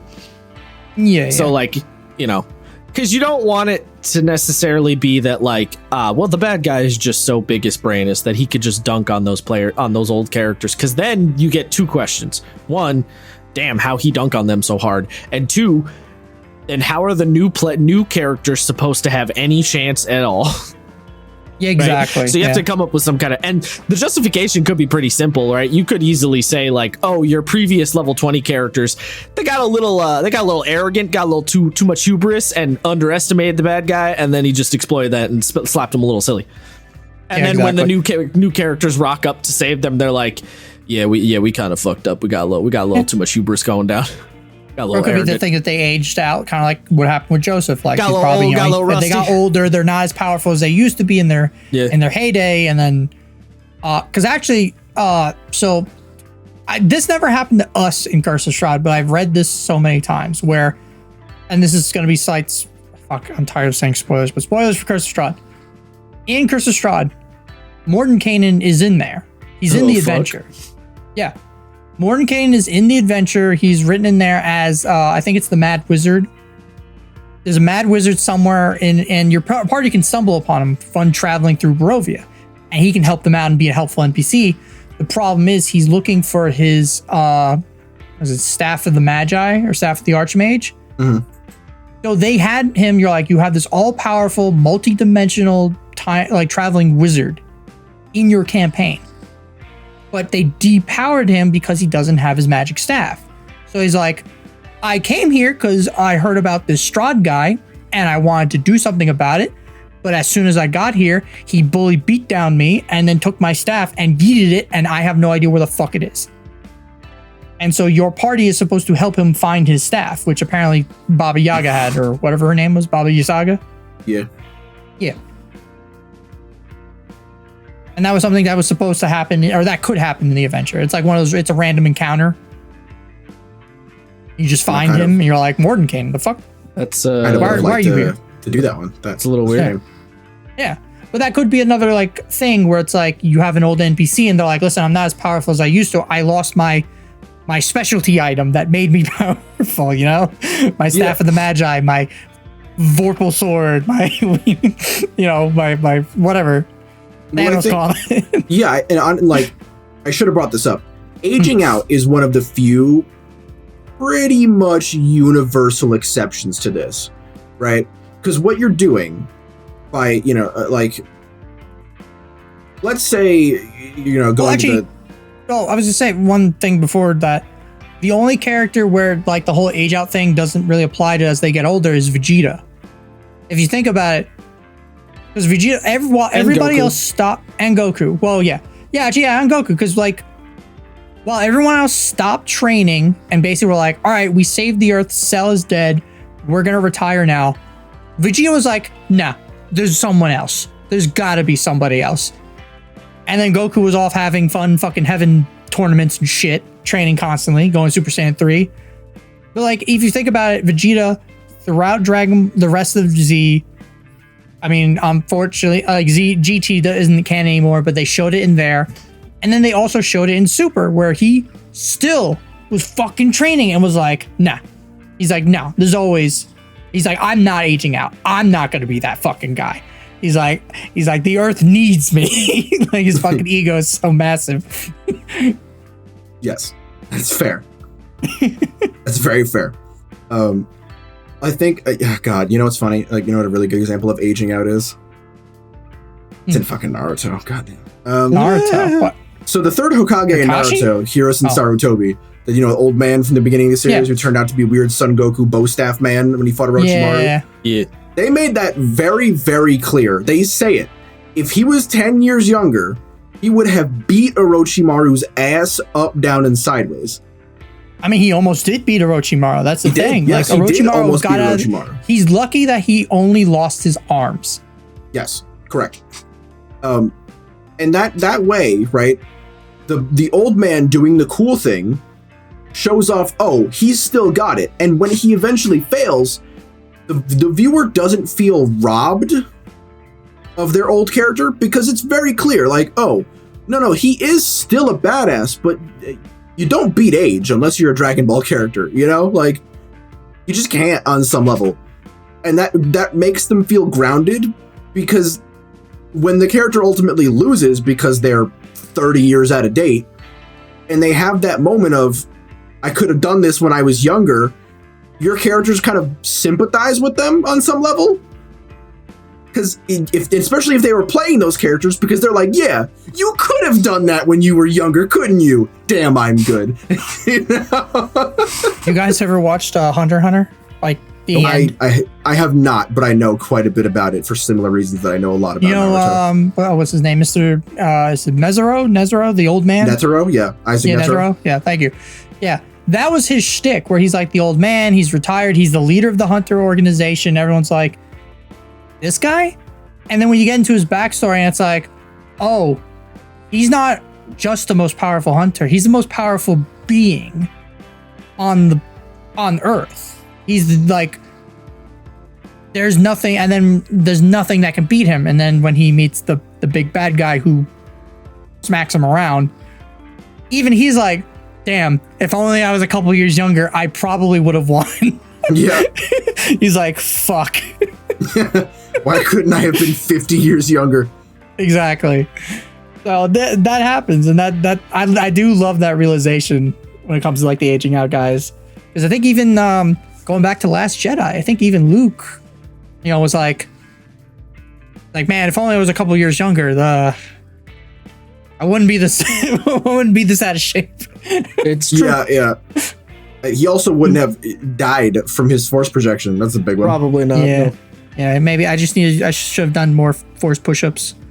Yes, he absolutely should have done more force push-ups. You can use age, but you can also use, like, I think there's quite a few ways that you could justify why, like, the previous character is sort of not in the up and up with the generation, right? Like, age is an easy one. I think apathy works pretty well, too. Like, I just don't fucking care anymore, so I didn't bother to keep up my training or anything like that. You know, you just sort of don't give a shit. Disease is a big one, you know, like, well, I was training and then I got, you know, mega gonosyphilades and things got real bad. True. You could also say technology, like the one guy from Nabari, all the other ninjas using Q9. The one guy's like, nah, I got gun. I mean, depending on like setting wise, you could potentially use technology. I think there's ways to go about it. It just needs to feel like it makes sense and that it's not there solely just to make the old character look like crap. Yep. You know, I mean, the apathy one could potentially do that, but it depends on on the execution. Like, there's ways you can go about that. I feel like it has to be. It can't. If you're doing the apathy one, it can't come from nowhere. No, like, it has to be some sort of force working against them. Yeah, like if your character's Goku, right? I was like, hi, I'm Goku. I actually heal all the bad guys and almost get my son killed because I'm an idiot. Like, Goku is like on some level incapable of apathy. So to have him be like a weird shut off asshole, there's just not enough justification in the world that could make that believable. But a character like Vegeta being like, no, I fucking give up. I'm not doing this anymore. It's Goku not, does something so insane that he's like, you know what? Never fucking mind. Yeah, that's more believable. Is it 100% believable? Actually, no. A bigger one, Gohan. Gohan's literally this. Gohan did do that, actually. God. Yeah, Gohan actually did that. But it wasn't apathy. It was deciding he wanted to do something else with his life. Like, He wanted to be a he doctor. cared about something else. Yeah. Well, it was like a lawyer? Doctor, he's a scholar. Was it that? He's a scientist specifically, but it's not 100% apathy, but like on some level, Gohan did know he was the strongest being on the planet, and then chose to go, my friends can take care of it. Like, yeah, like he does care, but he doesn't care about fighting, is the thing. Like, he cares about something else. And he understands that there's enough other people around, like his super overpowered dad, who could, 9 times out of 10 deal with the problem. Yeah. So he's kind of like, I don't need to worry about it. So it says here, Gohan is he works 2 jobs as an adult. One as a stuntman, and then the other is assistant professor. I think he's trying to be a professor or something. I don't remember. Well, in Superheroes, he was writing his thesis. Yeah, for something, but I don't remember what for. I think it was like microorganisms. Jesus. I think it was like bacteria or something. I still gotta watch that. Don't remember. Good movie. Very good movie, yeah. Final Fight's a little weird, but it's cool. I've heard. When Gohan goes beast mode. Gohan beast mode, yep. You can call me Orange Piccolo. Orange Piccolo. Can't it be like Super Piccolo? No, it's Giga Chad. It's Giga Chad Piccolo. Yeah, it's Giga Chad Piccolo. Because that's what he looked like. Nothing will ever beat Piccolo. Get big. Oh, I forgot I could do that. I forgot about that. It is the best line in that movie. I forgot I could do that. That line is Akira Toriyama just letting us all know. Yeah, no, I forgot, guys. They Akira brought the Toriyama DBZ. being like, can he get big? Forgot he could do that. I forgot. Shit, he can't he? That's like a DBZ abridged fucking line. It is. Yeah, 100% it definitely. Honestly, it wasn't the only one. There were a couple. Yeah, there are quite a few bits of that movie that feel like they're right at a DBZA. Yeah. It's very funny. Yep. Like when the one android shows up and all the text is exploding and Piccolo's like, why do I keep seeing text when you make things explode? He's like, why are there text boxes here? Yeah. It's like, why is there giant font? He's like, what are you talking about? Oh yeah, he was like, yeah, wait, you don't see that all the time? And he's like, are you having a laugh, mate? Like, such a good movie. Fucking weird. God damn it. But yes. Also Shenron being like, I don't feel that different. Well, I mean, yeah, there wasn't that much left. You were already like pretty cool. I don't. Yeah, you train all the time. They're like, what do you want me to do? Yeah, you sort of are as cool as you can get. Sorry, bud. Which apparently was like not false, but also not entirely true from a certain point of view. Yeah, it's fine. Yeah. Don't think about it too hard. Yeah, well, because I guess the argument is that Shenron unlocked that last bit, but that last bit is what allowed him to reach the new level where he can keep going up. Which makes me can you RNG manipulate that one? Like, you just train as hard as you can for a few years, and then be like, Shenron, make me cooler. Then you reproduce because Namekian an egg from mouth, and then your kid is just cooler than you. Isaiah, I think you're thinking about this way too hard.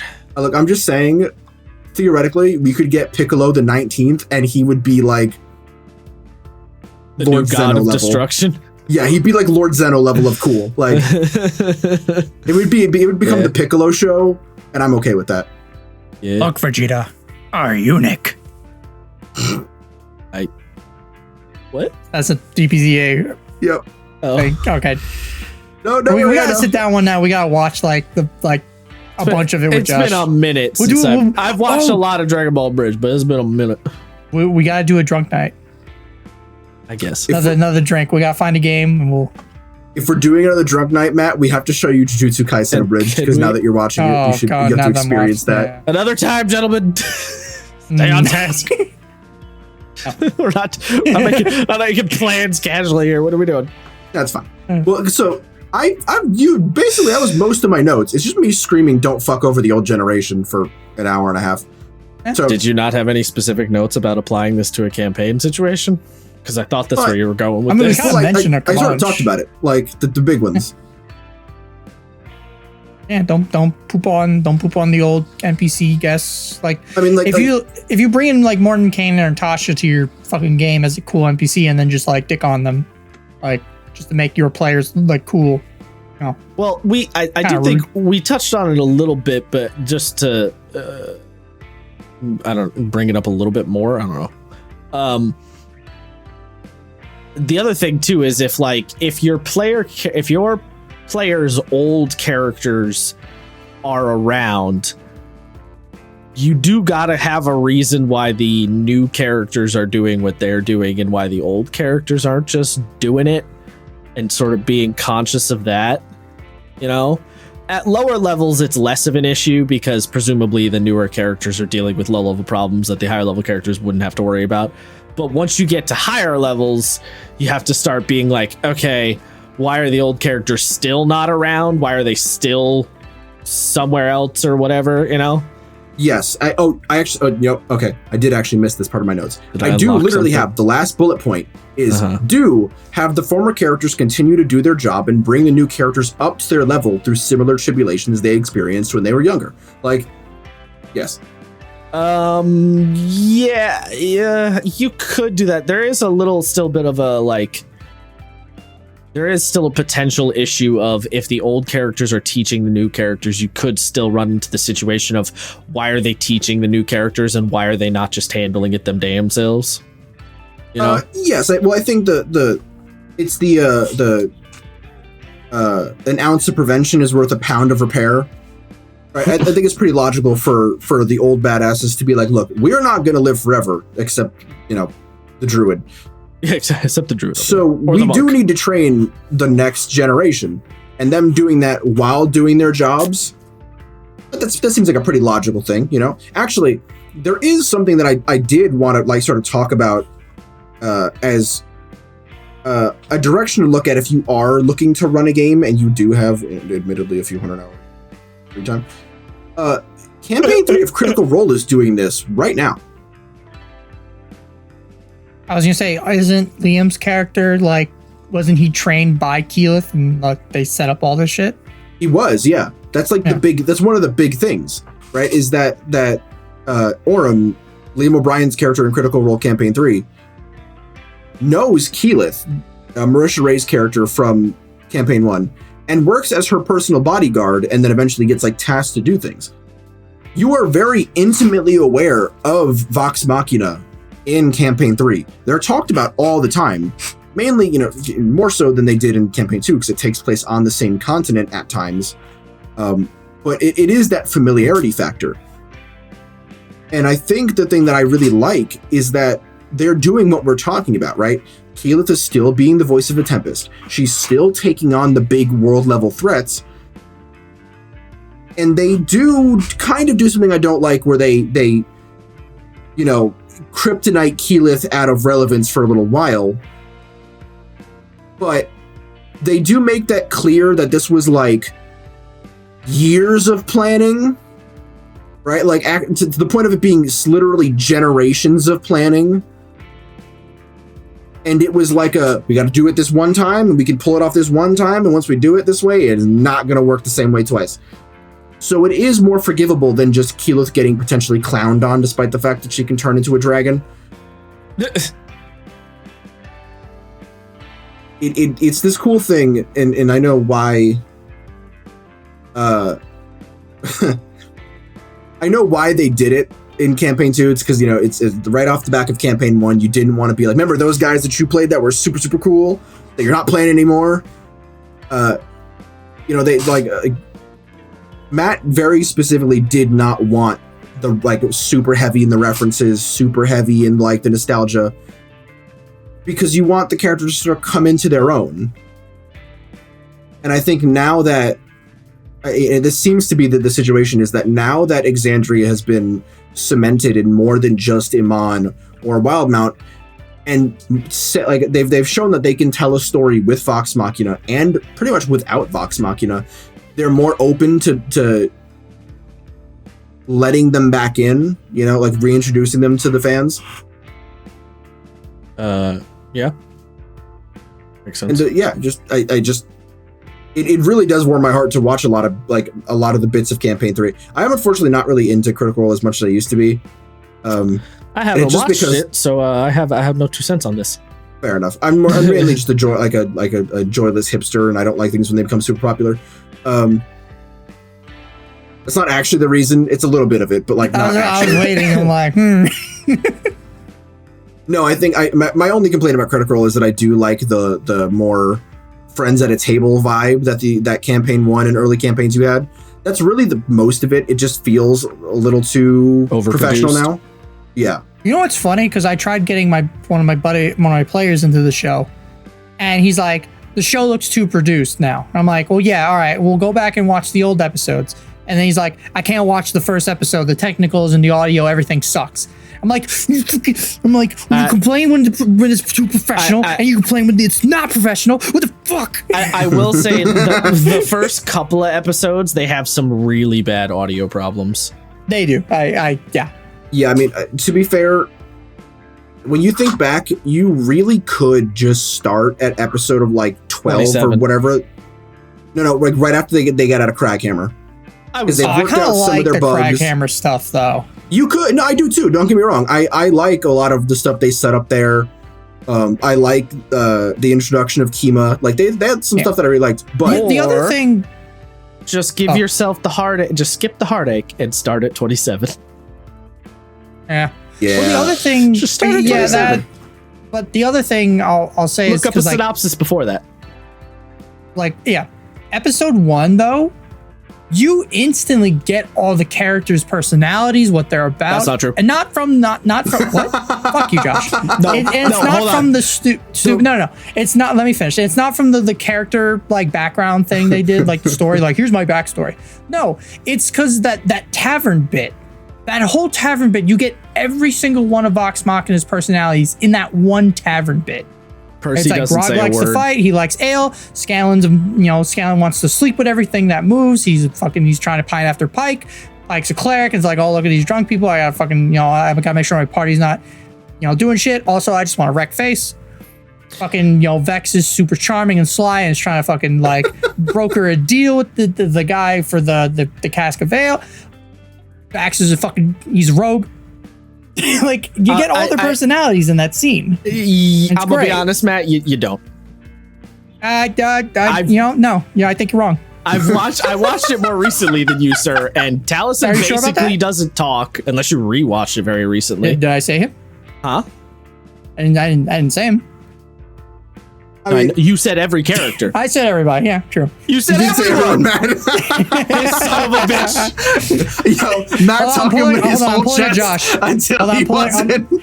I'm pulling a Josh. I'm moving the goalpost a little bit. I said you get all the characters' personalities except for Taliesin. I would also say Pike and Vexalia do very little. You primarily get Vax, Grog, Percy, Keyleth primarily. No, but you do get Vex's personality when she's talking to the barkeep guy, when she's trying to lead the group into getting more money. You do get Vex. In all fairness, and this is not Ashley Johnson's fault, because oh no, what's that show she did? Blue Point or whatever. I'm like, yeah. Yeah, was that before the procedural? Yes. I don't fucking remember. I'm pretty sure she did the cop show. Wasn't it Blue Point? Was it what that was called? I don't remember. Something like that. I was gonna say you don't get a lot of Pike in general, but it is again mostly because she's doing the thing. Yeah, she's across in the and country. out. Blind Spot. Yeah. That's what it's called. Blind Spot. That's it. There we go. Thank you. Yeah. Yeah. Yeah. You do know a lot about Tiberius, though. True. You do. I actually just erased him from my memory when I was arguing with Matt there. But you're not wrong. Also, I can't believe you just moving the goalposts as you talk. Like I said, I'm doing the Josh thing. Just move the goalposts when I argue. What are you talking about? I don't actually think Josh does that. What the fuck? Wait. I'm being gaslit. Gaslight gatekeep girl boss. What the fuck? Yo. Also, I like how I said I watched it more recently than you, Matt. And he goes, "Are you sure about that?" And I was like, "Yes." You're not at my house. You're not watching me. Gaslight the shit out of me. You're not at my house. You're not watching me watch things on my computer. I mean, I gotta watch the episode yesterday. How do I you know? suppose. Did you watch it yesterday? No, I did not. Shut the fuck up. Jesus Christ. I just, again, Matt talking with so much bass in his voice, and it was stripped away like old paint. I don't. My goodness. fuck. To be fair, the only reason I said that is I distinctly remember watching the first couple of episodes and being like, particularly with Taliesin, because I remember Isaiah being like, "Oh yeah, Percy's my favorite character," and I remember the first couple episodes of me sitting there being like, "Why?" I was so confused. It was It took a while. it was the second they were like, Lord and Lady Briarwood, and Taliesin very specifically reacted in a way that no one at the table did anything about. Noticed. But I just happened to be watching it at the time at school, and I saw his reaction. And despite the fact that there was no reaction to it, and this is before I started playing the game, where I was like, oh, well, like, no, is he reacting actually, or is he reacting as Percy? And it was clearly this is Percy's moment that no one is aware of, and that's kind of the point. Yeah. Is that he just fought this 1,000-year blood war in his own head, you know? Yeah, well, because in the old episodes, they had the whole backstory thing where they went through every single character, and they went through it of, the Briarwoods. So as soon as they say the Briarwoods and no one else reacts because the players all, everyone's doing their own thing, and he's just having that moment of like looking around the room, freaking the fuck out. You even see he's taking deep breaths, and I love the one edit someone did where they had the Kill Bill sound effect of like, wah, wah, and like the screen's flashing red. And then he just puts his head in his hands, and he's just like, oh no, this is not good. Yeah, that is one of the things that like really ingratiated me to Percy and Taliesin as a role player. And then like just Taliesin had so many good moments in the Briarwood arc, like the "You Were Never Mother's Favorite," which just lives rent free in my head as someone with 6 siblings. Oh, I just think about him shooting the carriage dude's fingers off. Yeah, that wretched soul, your soul is forfeit. Yeah, or that wretched thing, thy soul is forfeit. Yeah, that was. Oh, that was such that line goes so hard in the motherfucking paint. Yeah. I don't think they did that in the Legends of Vox Moxa, did they? No, they did. He did the line and everything. I gotta remember. I gotta rewatch that at some point. This is weirdly pertinent to D&D. Redbone just came up on my playlist.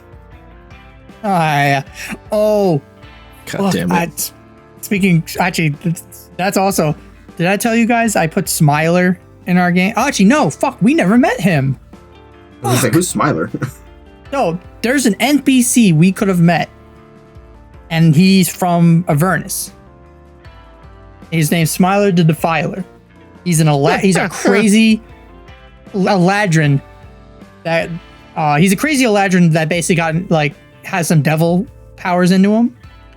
And I did the thing like I did in the last campaign where I took a bad guy from a module and I'm like, and I'm stealing this, and I just yeeted it into my Strixhaven game now, and is fucking great.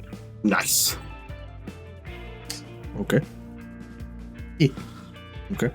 Fuck, I forgot. Damn, we did miss some bits of Avernus that I'm kind of sad we missed, but there was a lot. There was a lot in that fight. I wanted to fight oh god, what was his name? We made fun of his name a lot. Oh, the demon, the demon man, giant baby dude, yeah. Yeah. I wanted to fuck. I ended up looking up the art afterwards. I'm like, he's just a hill giant. The fuck? Yeah, he's just a roided up like hill giant. Fuck, man, you could have made him cooler. But he's a thick hill giant. He's a thick hill giant. Hill giants are. Have you seen Chief Guh, Josh? No, Matt, Chief. Yeah.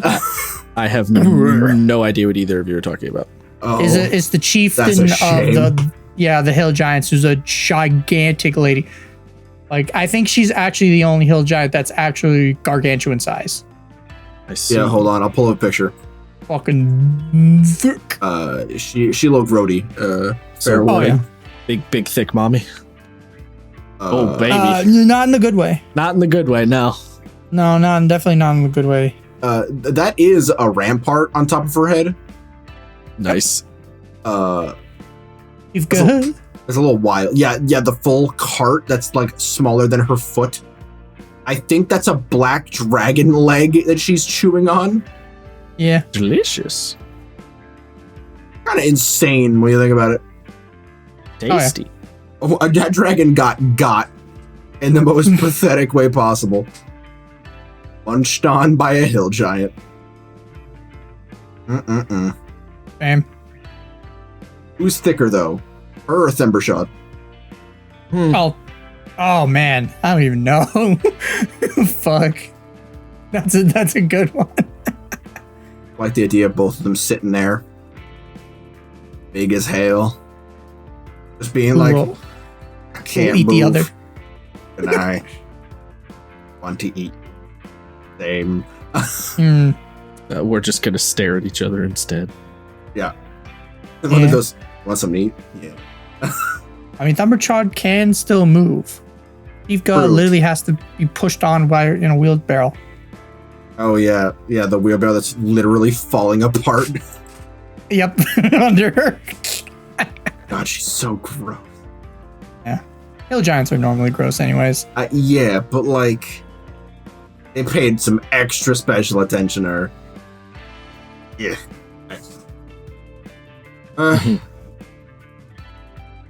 Yeah. Any other remarks? I've got very little left.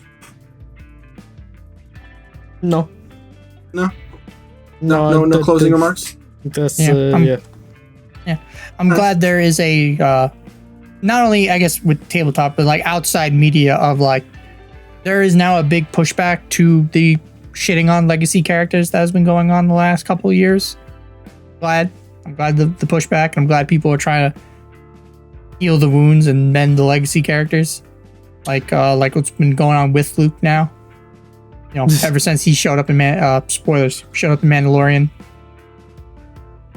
Yeah. So, yeah. As much as Lucasfilms hates him, apparently, they can suck a dick. It's Luke Skywalker. I think Disney hates. It's Kathleen Kennedy. I see. Because he's a white man. Is Kathleen Kennedy not a white lady? Yeah, she is. Yep. But she's a lady, so she gets 1 point. But she's a lady. She doesn't count. Yep. Doesn't count. She's part of the one point on the what's it called, the oppression scoreboard. Interesting. I feel like that's gonna get us canceled. She gets a daily allowance of woke points. What do you mean? Yeah, I gotta end the bit now before we say something actually before it gets darker. But yes, there is a pushback to sort of revitalize the characters that we loved when we were younger. That being said, you do have to let go at a certain point too, and let like, I'm not against, like, some people are against like new main characters coming in And everybody take a shot because Josh about to bring in fighting games. Boom, got it at the end. Wow. God damn it, you fucker. I can't believe you've done this. Everybody's been there's been a lot of hot debate in the Street Fighter universe because they're kind of replacing Ryu as the main character they're replacing Ryu, Ken, and Chun-Li with Luke, Jamie, and Kimberly. And there's been a lot of hot topic. I'm not explaining this to you, Matt. I'm kidding. Matt, I don't want to sound rude, but it would actually be lost on you because you don't really know the original characters. Point being, they're trying to replace the primary trio with a new primary trio, and there's a lot of back and forth about it. And some people seem to be in the boat that they should just never change the main characters ever, and I don't like that mentality. Well, look, because Street Fighter is it's from Japan, right? I mean, look at fucking what happened with Goku. Like, look at fucking Goku. He's been around for so many years. Akira Toriyama tried once to be like, all right, Gohan, he's a new replacement. America was like, big thumbs up. We like Gohan. Japan, nah, fuck that kid. We hate him. Bring Goku back or else. Akira Toriyama. All right, guys, I'm sorry. All right, Goku's back. I'm sorry. I don't know if this is a Japanese specific thing, but okay. I'm good. Interesting theory. Yeah, that's interesting because Gundam came out at the same time, and Camille is one of the most popular protagonists somehow. Well, I think in the series. Well, here's the thing, because Sam mentioned this with King of Fighters, how King of Fighters has like 4 or 5 different main characters. I think any series that changes up their main character fairly early on and makes it a habit, people are fine with it. But if you've had them for a really, really long time and then you try to change it, that's when people get uppity. You know what I mean? Because Gundam's been doing it since day one, right? Season 1, Amuro's main character. Season 2, new main character. You know what I mean? So Gundam's been doing it since the get-go. I mean, to go back to Game of Thrones, like the whole Red Wedding situation when they were building up Robb to be the main character because everyone's like, yeah, he'll be the new Ned. And then the Red Wedding happened. It's like, fuck. Never mind. What now? Yeah. It's like, my boy. Never mind. Yeah. But like, yeah. It's a certain thing. The other thing I thought about it is like some people are like, God, I hope they never get rid of Kratos with God of War. And I'm like, no, I think we've had enough Kratos. We can transition to Atreus being the main character or someone else, maybe even, but probably Atreus. Maybe. I mean, because, fuck, I'm tired of saying spoiler, but he's still like, he's around. He's still around. He's still up. He's still able. If it's like, if they do a Dad of Boy 3, and it's like kind of like this game where like it's half Kratos, half boy, and then towards the end it's more boy than Kratos. Yeah, and then something happens and Kratos is finally kind of like put to rest. I think the best way to do it in the God of War scenario is Kratos dies, but Kratos dies going out like a badass. That's the he dies like fucking I don't know. Well, Odin's dead, I guess, but I was gonna say killing Odin, but he dies ripping some god's nuts off and shoving him down his throat or some shit. Yeah, or like he's fighting a massive fucking he fights Suitor and like punches Suitor into the planet and they both explode. Like he just goes out like a wicked badass and then people will be fine. Let's bring the J-Man into this. Kratos versus Jesus. Let's go. I'll take it. Jesus would never fight him. Jesus would only forgive him of his sins. You don't know that. Jesus, I am here for your Yeshua. Kratos goes to Egypt and Ra just kicks him in the nads. Right in the Ra, dementia-ridden old man, just fucking nails him with his bad knee in the nuts and kills him. I do actually. So someone had said like I want them to go. They want him to run the gauntlet on the Hindu gods because there's like 1,013 of them. I could see that. There's quite a few, and I would. As much as I don't want Kratos to die, I just like the idea of him and Atreus doing their own thing on the opposite sides of the planet. I wouldn't mind if he went up against like Shiva and just got yoded. Like it's a good fight. He puts it in on his shift. They just fight to the death. They both die. Mutual destruction. They just beat the living fuck out of each other. In Data Boy 1, they also hinted at the Japanese deities. Yeah. So that All could right, be wait, a cool thing where like, wait, you know, what if Ashura just rolls up? Yes. but they can have it where like one goes to Egypt, one goes to Japan, They or one could, you know, yeah. wherever, and then they merge in the middle somehow. Yeah. Yeah. I'd like that. That'd be really like the whole game. It's like, oh, will they meet up again? Will they not? And then it's just like a portal shows up and Kratos jumps through it and Sparta kicks whoever the hell. Mm-hmm. Yeah, that'd be awesome. I'd love that. Anyway. Oh God, what else was I thinking about? I just had a thought and it escaped my brain. I don't know. Oh no. GG. No, please. GG, no No re. brain. Come back. Oh, it's Baby, gone. come back. Yeah, no, it's gone. I can't think of it anymore. Okay. Pain. Big Sag. Okay. Well, You know what's not Sag? What? Where the viewers can find our Twitter, Josh. True. that was a transition, I guess. You're welcome. Oh, fuck. Follow on Twitter if you want to keep up to date, and then hit subscribe on your podcast platform of choice of which you are currently listening on so you can see when there are new episodes. And, you know, I don't know, leave a comment telling me what your favorite fruit is. I'm a It's big lemons. fan Mm. of watermelons. I do like lemons too. Yo, same. You ever had passion fruit? Passion fruit's very good. I have not really. Yeah. I don't think I have had passion. That's okay. Next time I come over, I'll bring passion fruit. It's really good. Mm-hmm. Okay. It's really sour. Nice. Unlike what Connor says, I like oranges. They're pretty good. I fuck with oranges. Yeah. Fuck hard with oranges. Connor's a buffoon. Mhm. A monkey, if you will.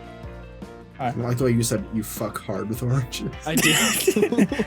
I see you also use the orange tech. Oh wait, no, never mind. It's Oh the no. All right, I'm done. I'm out. We should end now. Okay. Peace, y'all, for the next time I run when we do the Monster Manual Smasher Pass. Hell yeah, Looking don't fuck forward to it. oranges. Yeah, don't fuck oranges. Gelatinous cubes.